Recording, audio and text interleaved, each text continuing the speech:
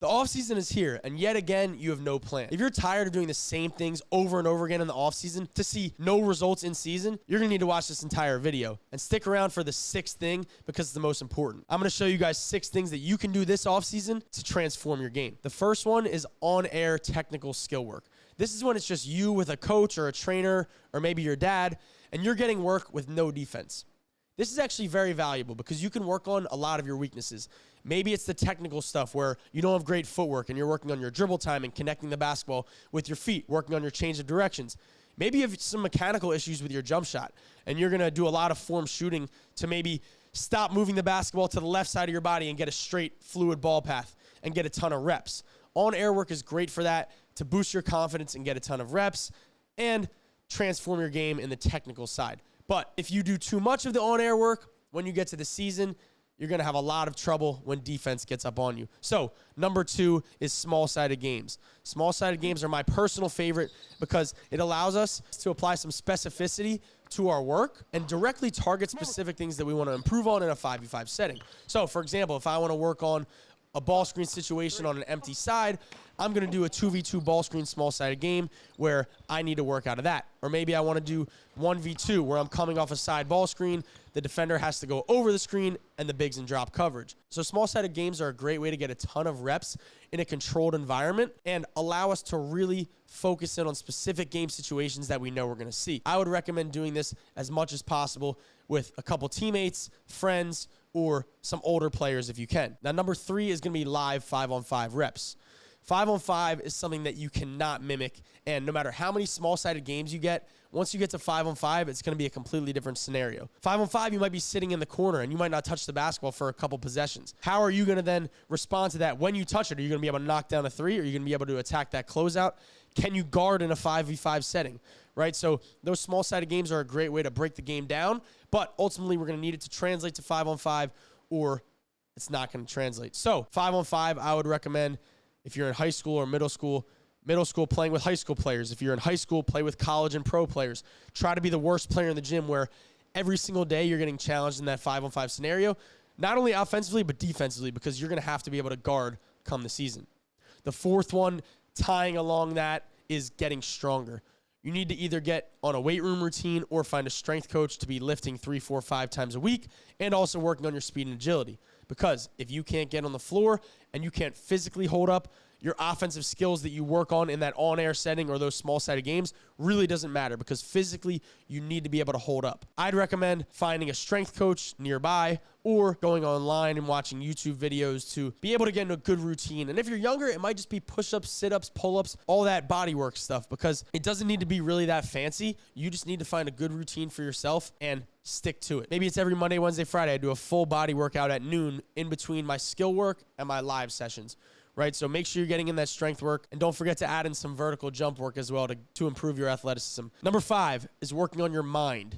Working on your mind has a lot of different facets to it. Number 1, we'll talk about the basketball side. So your basketball IQ. How do you work on your mind and improve your basketball IQ? Well, number 1 is watching film. I would recommend going on YouTube and studying your favorite players. I would recommend maybe getting a Synergy account or, again, YouTube and watching game film to study different actions. So maybe you search up Steve Nash pick and roll, Steph Curry off-ball movement, and really study the way that these guys play because there's a concept called observational learning.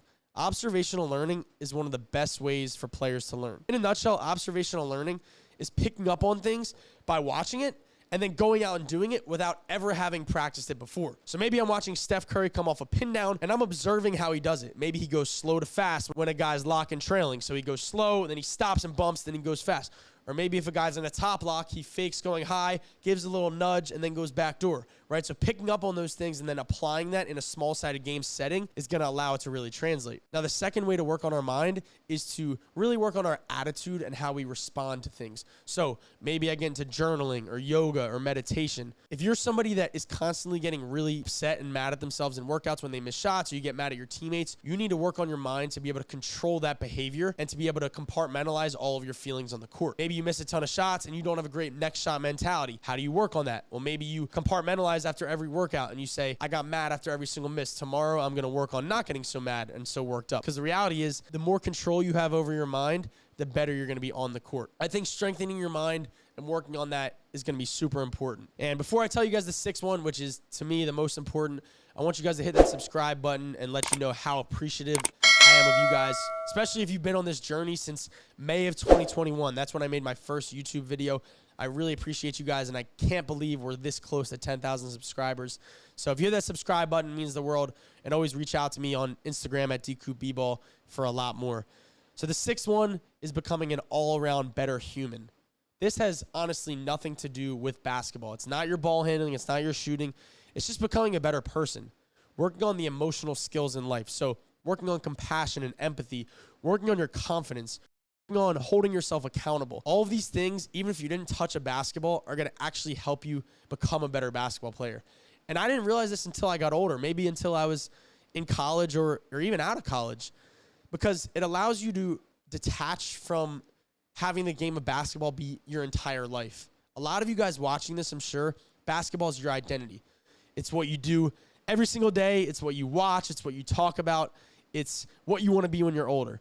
But as you get older and you're my age, you realize that you're a human first, not a basketball player, and that you're going to use basketball to your advantage to create better opportunities. So I think understanding that and building up yourself as a human to be more than just an athlete and more than a basketball player is super important. So listening to self-help podcasts or reading books like The 4 Agreements or Atomic Habits, self-help books that are going to help expand your mind and make you a more well-rounded human is going to actually help you on the court, because you're going to be playing so much more free. You're going to know that every rep is not the end of the world. You're going to be a better teammate. You're going to be a better leader. Enjoying the little things in life and getting your mind away from basketball is going to help you so much on the court. So I hope these 6 tips helped you guys become a better basketball player. And if you apply these 6 this offseason, I can guarantee you're going to come into next season not only a totally different player, but a totally different human, teammate, and just better person overall. So again, I really appreciate you guys. If you stuck around this far, make sure you guys DM me on Instagram. I'm going to give you guys a promo code to our new Handle Hustle program that just dropped. It's going to completely transform your handle in only 10 minutes a day for 10 days. So make sure you guys DM me that. See you guys on the next video. Peace.